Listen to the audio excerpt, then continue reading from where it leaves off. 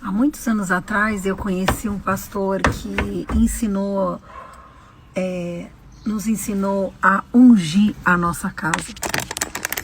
E para esse ensinamento, ele nos contou uma história e eu vou contar ela para vocês hoje. Então, meu conselho para você, assim como eu recebi dele, eu faço isso até hoje. Unja a minha casa, unja o meu carro, unja a minha família, as pessoas.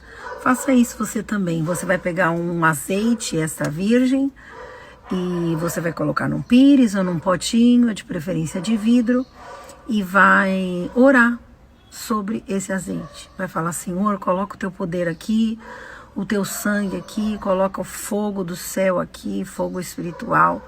E aí você vai ungir, assim como os hebreus ungiram os umbrais das casas, as portas da casa, para que quando o anjo da morte passasse por ali, aquela casa onde estivesse essa unção estaria protegida.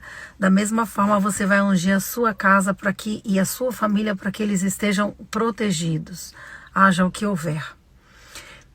E o testemunho que ele contou pra gente, a história que ele contou pra gente, que nos mostra esse efeito e que a própria história dos hebreus mostra, né? Porque onde havia o sangue ali do cordeiro passado nos umbrais, na verdade o cordeiro ele já era uma representação do que viria, né, a ser o nosso Senhor Jesus, que é o cordeiro que foi morto na cruz pelos nossos pecados. Mas em todo caso, esse é assunto para um outro vídeo, eu não vou falar sobre isso agora. Então, e as casas foram protegidas aonde tinha esse sangue passado nos umbrais. Naquela casa, o primogênito não morreu. Não morreu. O anjo da morte não tocou naqueles primogênitos e eles não morreram. Mas aonde não tinha sangue, não tinha proteção, o anjo da morte tocou ali e o primogênito morreu. Essa é uma das histórias, uma das pragas dos 10 mandamentos que você pode ler no livro da Bíblia. Tá lá em Êxodo, você pode, uma parte está em Gênesis, uma parte está em Êxodo, você pode estar lendo e estar entendendo todo o contexto, se for da sua vontade. Mas a questão aqui é que essa unção, ela tem um poder espiritual muito grande de proteção. E o que esse pastor contou pra gente, essa história, e foi com essa história que eu aprendi a fazer essa unção, e desde então eu unjo sempre. Na época eu era solteira, né? Então a minha mãe ungia a casa dela, e eu também, e até hoje eu faço isso. Mas com todos os meus bens. Depois eu conto um testemunho que eu tenho sobre os meus carros também. Mas também, talvez seja assunto para um outro vídeo, para esse aqui não ficar muito longo. A questão é: unja a sua casa. E o que o pastor contou foi que, quando ele era criança, a mãe dele era uma mulher cristã temente a Deus. E ele morava num predinho de 3 andares e, de repente, começou a acontecer algo sobrenatural naquele prédio, que todo dia, às 3 horas da manhã, o prédio inteiro acendia todas as luzes. E acordava todas as pessoas, e as pessoas ficavam incomodadas com aquilo, porque atrapalhava, interrompia o sono, e começaram a tentar investigar o que estava acontecendo, e não se descobria o que estava acontecendo. E fato é que ficou isso por um tempo, todo dia o prédio acendendo do nada, sobrenaturalmente às 3 horas da manhã, até que um dia caiu a ficha da mãe dele que isso era espiritual. E aí ela pegou esse óleo do jeito que eu acabei de ensinar para vocês e ungiu toda a casa, todas as portas, todas as janelas, e ungiu toda a casa. E aí naquela noite que ela ungiu toda a casa dela, naquela noite acendeu o prédio todo, como já estava acostumado, menos o apartamento dela. Então, sim, era uma questão espiritual. E 2, ela ficou protegida da atuação maligna. Então, unja a sua casa. Tem coisas que são realmente naturais, né? Você pode dizer: mas era um curto-circuito, era um problema no prédio. Mas então por que a casa dela parou de acender depois que ela ungiu? Pensa aí. Por quê? Só o apartamento dela parou de acender depois que ela ungiu. Então, tem coisas que são realmente naturais, elas acontecem, é da vida. Mas tem coisas que são espirituais e a gente precisa discernir quando uma coisa não é muito normal. Então eu vou contar uma história do meu carro para vocês. Já estamos aqui, é só mais 5 minutinhos, eu tenho que ir trabalhar. Há uns anos atrás, o meu carro começou a tomar um monte de multa. E assim, de velocidade, ia uma multa atrás da outra, uma multa atrás da outra. Eu falei, gente, tudo bem, tu toma uma multa de vez em quando. Não sabia que tinha um radar. Passou ali um pouquinho mais, era 40, você passou 45, 50 e não viu que tinha um radar. É normal, isso é normal. Ah, passou, estava com pressa, pegou, o sinal estava mudando de amarelo para vermelho, você não se atentou, que nem comigo uma vez aconteceu, eu estava atrás de um caminhão alto, não vi o semáforo, o caminhão passou, eu passei atrás, quando eu olhei, tinha passado no vermelho, tomei uma multa. Então, são coisas normais, elas acontecem, ok. Mas, quando começa a passar para um exagero, você começa a se atentar que aquilo não é normal. E quando eu me toquei, eu falei, não é possível, gente, já tinha sido, sei lá, umas 10 multas. Falei, não, gente, eu tomo cuidado, não sou tão desatenta assim para ter tomado 10 multas, uma atrás da outra. E a gente tinha comprado aquele carro e eu não tinha feito unção naquele carro. Aí caiu minha ficha, eu falei, desde que nós compramos esse carro, eu não ungi o carro. Aí peguei o meu olhinho, orei sobre ele, ungi o carro todinho. Sabe o que aconteceu? Nunca mais eu tomei multa naquele carro. Até vender aquele carro, nunca mais eu tomei uma multa. Então, para vocês verem como... E eu tenho outras histórias também, que... são até complicadas e delicadas. Algumas são delicadas da gente contar, porque envolve pessoas e eu não quero magoar ninguém. Então, eu vou guardar pra mim, tá? Depois, pessoalmente, você me pergunta que eu desconto. Mas aqui na internet, eu vou me ater a essas duas histórias. Já deu pra vocês perceberem a importância, glória a Deus, de ter uma unção protegendo os seus bens materiais, a sua família. Então eu unjo a minha filha, eu unjo meu marido, eu unjo o meu cachorro. Eu unjo o meu cachorro, que por causa da inveja de uma pessoa, ele quase morreu.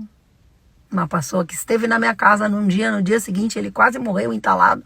Um pedaço de osso que ele pegou e quase morreu. Eu tive que meter o dedo na goela dele. Em nome de Jesus, que eu orando lá e pensei com meus botões, eu só tiro a minha mão aqui dentro da boca dele, sei se eu sair também, senão eu vou salvar o meu cachorro. E fiquei ali, coitado, rasgou, eu consegui, graças a Deus, consegui tirar o osso, estava entalado, assim, eu vi que era um osso, eu passei o dedo, atravessei, peguei o osso, travei meu dedo e falei, só tiro minha mão aqui, quando esse osso vem junto, e aí eu puxei, fiquei fazendo força, foi difícil, mas eu consegui, salvei o meu cachorro, graças a Deus. Depois ele teve que tomar antibiótico, teve que tomar anti-inflamatório, coitado, ficou tudo zoado aqui, o pescocinho dele, mas salvei a vida dele, porque ele já estava desmaiando, ele já tinha se urinado todo, estava assim, ó, mole, estava morrendo, engasgado. Salvei a vida do meu cachorro, graças a Deus. Aí é outra história, né? E depois desse fato, eu unjo meu cachorro também, unjo seus bichinhos. E é isso, gente. A unção, ela é espiritual. Existe um mundo espiritual que nos cerca. A gente não pode ser ignorante. A Bíblia fala, erreis, não conhecendo as escrituras e o poder de Deus. Quando a gente só conhece a escritura, não busca o poder de Deus, a gente também está errando. Quando a gente busca só o poder de Deus, sem buscar as escrituras, também pode cair no erro. Outra coisa que eu ensinei para minha filha. Filha, a nossa Bíblia é nosso filtro, tem que ler a Bíblia. Se você não lê e não souber o que tá ali, qualquer pessoa te engana. Tá escrito isso, né? Que nem o pastor falou esse domingo, 1000 passarás, 10.000 não passarás. Gente, isso não tá na Bíblia. Hello? Não tá na Bíblia isso. Tem que estudar para saber o que tá e o que não tá, porque ela é o nosso filtro, e é através dela que a gente vai saber se a gente está sendo enganado ou não, tá bom? Então é isso, vou trabalhar, unja a sua casa, unja a sua família e pede a proteção de Deus, principalmente, então, estamos vivendo o apocalipse, e as coisas estão difíceis já, e infelizmente a tendência é piorar, e que nós possamos estar guardados, guardando com oração, com unção e pedindo a proteção de Deus, porque eu sei que essas coisas virão, né? E outra coisa, outra palavra que eu estava lendo na Bíblia ontem, achei muito interessante, que eu observei que Jesus falou assim, ó: orai para que vocês não sejam pegos de surpresa. Orai para que esse tempo em que, se você tiver, não suba para o monte. Aonde você estiver, não vai para o monte, não vai para acolá, fique onde você está. E ora para que a vossa fuga não aconteça no inverno. Olha o que Jesus falou. Ele falou para a gente interceder por esses momentos difíceis que nós vamos passar. Para que não aconteça no inverno, para que não falte comida, para que o anjo segure nas suas mãos e não caia a sua casa, seu prédio, não tenha... Ou seja, nós podemos orar. Nós podemos pedir. Orem para que a vossa fuga não aconteça no inverno, porque o inverno é mais difícil, né, gente? Todo mundo com frio, então ainda tem que fugir, sei lá. Por que Jesus falou isso? Essa parte eu não sei exatamente de que fuga que ele está falando, mas em todo caso ele falou sobre fuga. Então, é isso, gente. Eu preciso estudar essa parte. A escatologia não é meu forte, mas em todo caso... algumas coisas eu sei, já estudei bastante. Algumas coisas eu sei. E eu tava lendo isso ontem, né? Eu tava lendo sobre isso, que minha filha falou: mãe, como é que é esse negócio, né? Que Jesus falou de terremotos, né? Inclusive, isso é o princípio. Eu tava explicando para ela: filha, isso é o princípio das dores. Tá começando. Não é o fim ainda. O fim é quando as pessoas, depois que o anticristo tiver assumido, e aí vai ter um momento de falsa paz, abre aspas, e as pessoas vão falar: paz, paz, agora paz, agora paz. Aí Jesus vai voltar, aí virá o Filho do Homem, diz a palavra de Deus. Então, mas aí eu tava lendo sobre isso, explicando para ela, e lendo o que eu sei, explicando o que eu sei, né? E uma das coisas que eu observei foi que Jesus falou isso: orem para que a vossa fuga não aconteça no inverno. Então, se ele falou para a gente orar, é porque a gente pode mudar situações com a nossa oração. Viu como a gente pode orar para que seja menos pior? Então, é isso.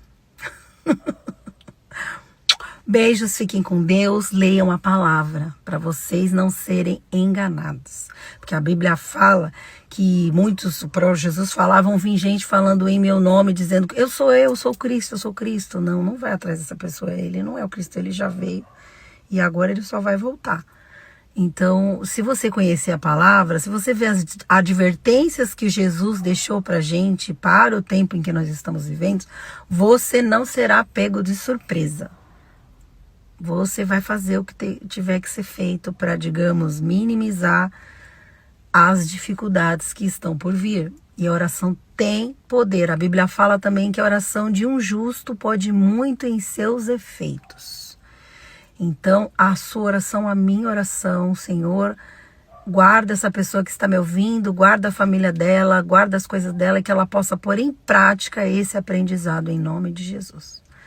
Então, ore, meu querido, minha querida, e leia a palavra, para você não ser enganado, porque a Bíblia fala que, se possível, né, os falsos profetas enganariam até os escolhidos. Se possível. O que isso quer dizer, se possível? Que não é possível. Se você tiver o Espírito Santo, se você conhecer a palavra de Deus, se você buscar em Deus, não é possível. Não é possível nos sermos enganados. Mas você tem que conhecer a Escritura e você tem que conhecer o poder de Deus. Se você estiver faltando um desses dois, a Escritura ou o poder de Deus, você está errando. Errais, está escrito na Bíblia. Errais não conhecendo as Escrituras e nem o poder de Deus.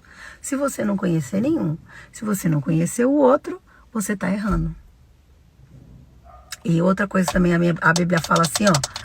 Jesus fala assim: o meu povo é destruído por falta de conhecimento. Então, meu amado, minha amada, busque conhecimento, busque a unção, ore, faça jejum, faça a sua parte e busque Jesus. Vem para Jesus enquanto a porta está aberta.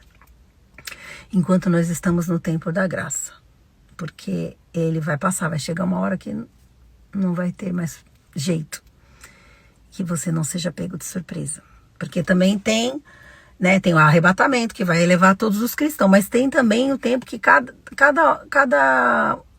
o tempo que chega a hora da pessoa, né? E a gente não sabe quando que é, né? Todo dia, todo mundo vai morrer um dia. É a única coisa certa dessa vida é que todo mundo vai morrer. Nasceu, um dia vai morrer. Ou vai ser arrebatado. Mas e se não for arrebatado? A Bíblia também fala assim, gosto de uma outra passagem, fala, Jesus falou, né? Louco, essa noite pedirão a tua alma. O que tens preparado? Para quem você vai ser? Para Deus ou para o outro lá?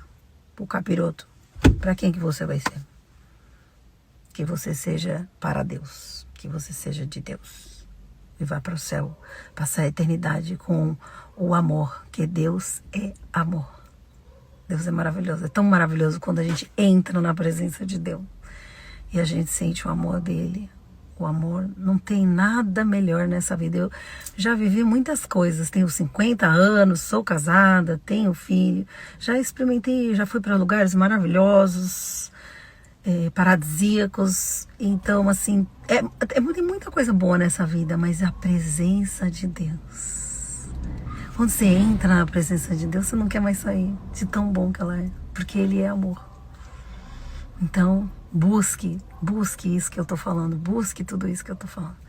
Que é maravilhoso andar com Deus. É maravilhoso seguir as direções dele nos mínimos detalhes. E é isso que eu tenho procurado fazer desde a minha juventude. Então eu perguntei para Deus com quem eu deveria casar, e eu casei com a pessoa que Ele me deu vários sinais, um dia eu conto isso para vocês. Eu busquei a Deus em tudo, né? Pela minha faculdade, eu busquei a direção de Deus. Tudo eu busquei a direção de Deus. E às vezes que eu não fiz o que Deus mandou, nossa, quebrei a cara. Quebrei a cara. Todas as vezes que eu não fiz, não obedeci, eu quebrei a cara. Então, meu amado, obedeça. Quando você entender que aquela é a direção de Deus. E se você não entender, peça para Ele insistir com você. Porque eu falo, Deus, eu sei que eu sou uma pessoa teimosa, então insiste comigo. Eu quero ter certeza absoluta que essa é a tua vontade. Ai, Deus é tão maravilhoso, tão misericordioso, que Ele sempre fala comigo e até eu ter certeza. Já teve vezes de eu falar assim, Deus falou tanto,